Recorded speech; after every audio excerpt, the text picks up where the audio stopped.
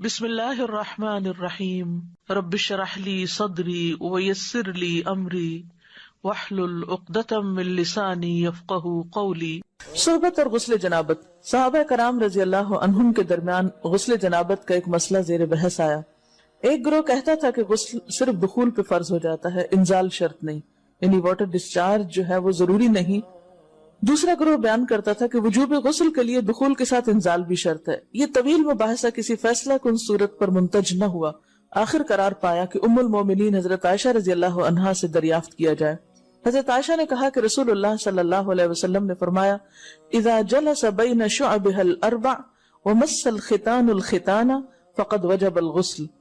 جب مرد عورت کی چار شاخوں کے درمیان بیٹھ جائے اور اس کا محل ختنہ عورت کے محل ختنہ کے ساتھ مس کرے تو غسل واجب ہو جاتا ہے۔ تو مسئلہ یہ ثابت ہوا کہ صرف دخول پر ہی مرد اور عورت جنبی ہو جاتے ہیں اور ان پہ غسل واجب ہو جاتا ہے، انزال یعنی منی کا نکلنا شرط نہیں۔ جنابت کے احکام۔ وجوب غسل کی حالت کو حالت جنابت کہتے ہیں۔ وجوب غسل یعنی جب غسل واجب ہو جاتا ہے تو اس حالت کو جنابت کہتے ہیں۔ جنابت کا لفظ جم سے، جم پہلو کو کہتے ہیں، نہیں بچنا۔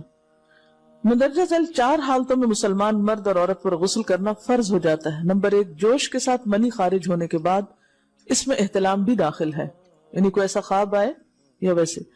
نمبر 2، صحبت کے بعد یعنی سیکشول انٹرکورس کے بعد۔ نمبر 3، حیض کے بعد۔ نمبر 4، نفاس کے بعد یعنی بچے کی پیدائش کے بعد۔ اس میں یاد رکھیے کہ بہت سے لوگ پوچھتے ہیں کہ اگر خواتین انٹرنل چیک اپ کرواتی ہیں تو کیا اس سے غسل واجب ہوتا؟ تو کوئی غسل واجب نہیں ہوتا جب تک کہ ان چار چیزوں میں سے کوئی چیز نہ ہو۔ اس میں یاد رکھیے کہ بہت سے لوگ پوچھتے ہیں کہ اگر خواتین انٹرنل چیک اپ کرواتی ہیں تو کیا اس سے غسل واجب ہوتا؟ تو کوئی غسل واجب نہیں ہوتا جب تک کہ ان چار چیزوں میں سے کوئی چیز نہ ہو۔ صرف منی خارج ہونے سے بات نہیں، بلکہ جوش کے ساتھ منی خارج ہونے کے بعد غسل واجب ہوتا ہے۔ رسول اللہ صلی اللہ علیہ وسلم نے فرمایا، جب تم عورت کی چار شاخوں کے درمیان بیٹھ کر صحبت کرو تو تم پر غسل واجب ہو گیا اگرچہ منی نہ نکلے۔ آپ نے غور کیا ہوگا کہ طہارت کے مسائل بہت تفصیل کے ساتھ اور اپنے اندر بہت ڈیٹیلز رکھتے ہیں، اور بہت سے موضوعات ایسے ہیں کہ جو انسان کی ظاہری زندگی نہیں بلکہ اس کی نجی اور ذاتی زندگی سے متعلق بھی ہیں، لیکن اس طرح پبلکلی ان کو پڑھانا اور ان کو سکھانا یہ بھی ایک ضرورت ہے، کیونکہ آپ صلی اللہ علیہ وسلم نے انصار کی خواتین کی تعریف کی کہ انصار کی خواتین کتنی اچھی ہیں جنہیں حیا دین کا علم حاصل کرنے سے نہیں روکتا۔ تو سوال یہ پیدا ہوتا ہے کہ آخر اتنی تفصیلات کیوں؟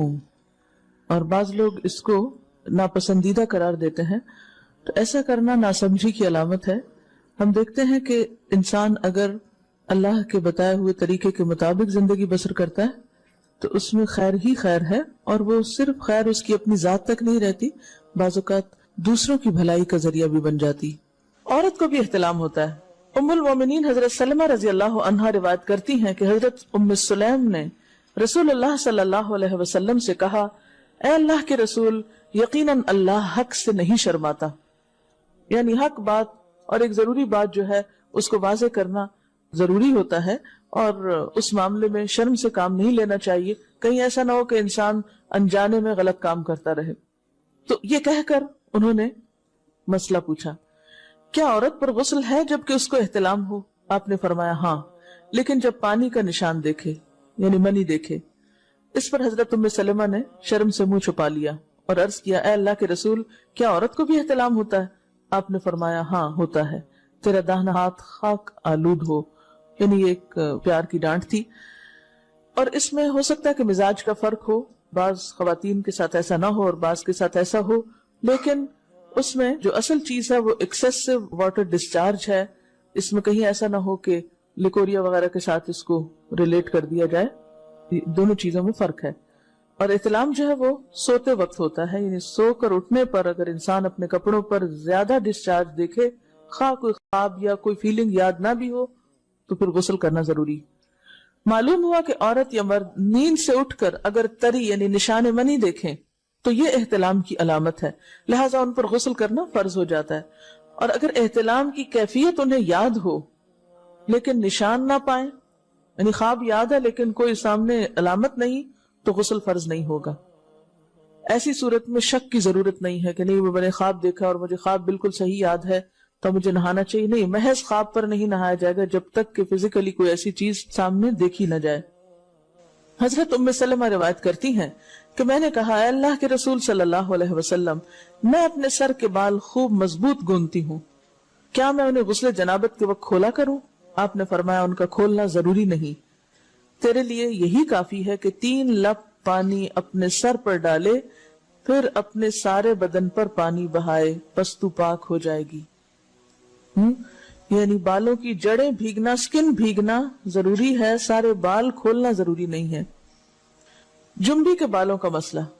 حضرت عائشہ کو خبر ملی کہ حضرت عبداللہ ابن عمرو عورتوں کو غسل جنابت کے لیے بال کھولنے کا حکم دیتے ہیں. فرمانے لگی، ابن عمرو پر تعجب ہے، انہوں نے عورتوں کو تکلیف میں ڈال دیا، وہ انہیں سر منڈوانے کا حکم کیوں نہیں دے دیتے؟ یہ حضرت عائشہ کی ڈانٹ تھی. یعنی وہ یہ تو کہنے کہ عورتیں بال کھول کھول کے نہائیں، تو وہ پھر سیدھا یہی کہے کہ عورتیں بال منڈوا لیں.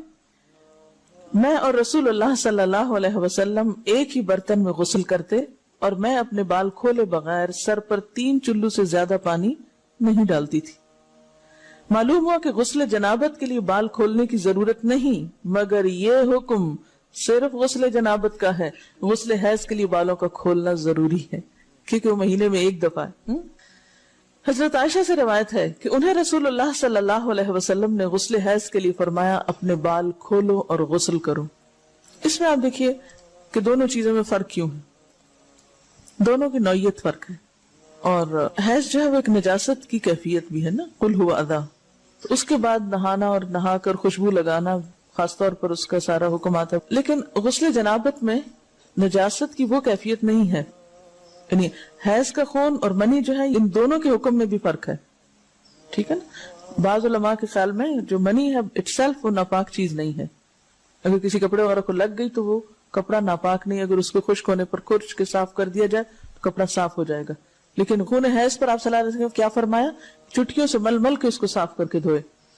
تو ان دونوں میں بھی فرق ہے. لہٰذا ان دونوں کے بعد نہانے کے حکم میں بھی فرق ہے. ایک میں بال کھولے جائیں گے اور بال بھی دھوئے جائیں گے اور بالوں کی جڑیں بھی دھوئی جائیں گی، جبکہ دوسرے عام غسل جنابت میں بال کھولنا اور پورے بال دھونا شرط نہیں. بہت سے بچے ایسی جن کی شادی ہوتی ہے اور اس کے بعد انہیں ان مسائل کا پتہ نہیں ہوتا، یا تو وہ شرم کے بارے نہاتی نہیں، یا نہاتی ہیں تو پھر وہ پورے بال دھو دھو کے سکھانے میں اور ان چیزوں میں اتنا وقت ضائع کر دیتی ہیں کہ پھر بعضوں کا شوہر کی نافرمانی اور آپس کے تعلقات میں ٹینشن، لوگوں کا خوف. تو اگر دین کا صحیح مسئلہ پتا ہو تو انسان ان تمام مشقتوں سے بچ جاتا ہے اور ایک نارمل روٹین کی لائف گزار سکتا ہے. تو اس میں کیا صرف 3 کپ پانی، 3 لپ پانی، یعنی 3 دفعہ کیوں کہ اگر ایک دفعہ ڈالنے سے پوری طرح نہیں بھیگا تو آپ یہ بھی کر سکتے ٹیپ کے آگے سر کر کے تو ساری اسکن جو ہے سر کی اس کو آپ گیلا کر لیں. پیچھے سے بال جو ہیں اگر لمبے ہیں تو ان کو ایک طرف کر دیں تاکہ پورے بال نہ دھونے پڑے، نہ سکھانے پڑے اور نہ خشک کرنے پڑے، اور باقی جسم پہ پانی بہا لیں. دوسری صورت یہ ہے کہ مگ میں پانی لے کے تو اس کو آپ تھوڑا تھوڑا کر کے پورے کو ایک دفعہ کریں، پھر اس کے بعد دوبارہ کریں اور تیسری دفعہ رول کر کے بالوں کو پیچھے سے شاور کیپ ڈال لیں اور باقی جسم پھر دھو لیں.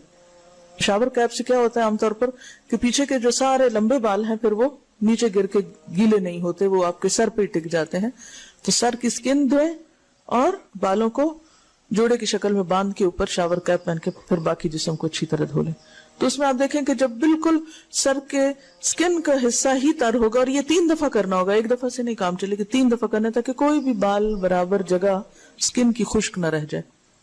تو اس سے کیا ہوگا کہ جتنا کم بال گیلے ہوں گے اتنے کم دیر میں ان کو خشک بھی کیا جا سکتا ہے اور کسی بھی مشقت کے بغیر انسان نماز پڑھ سکتا ہے.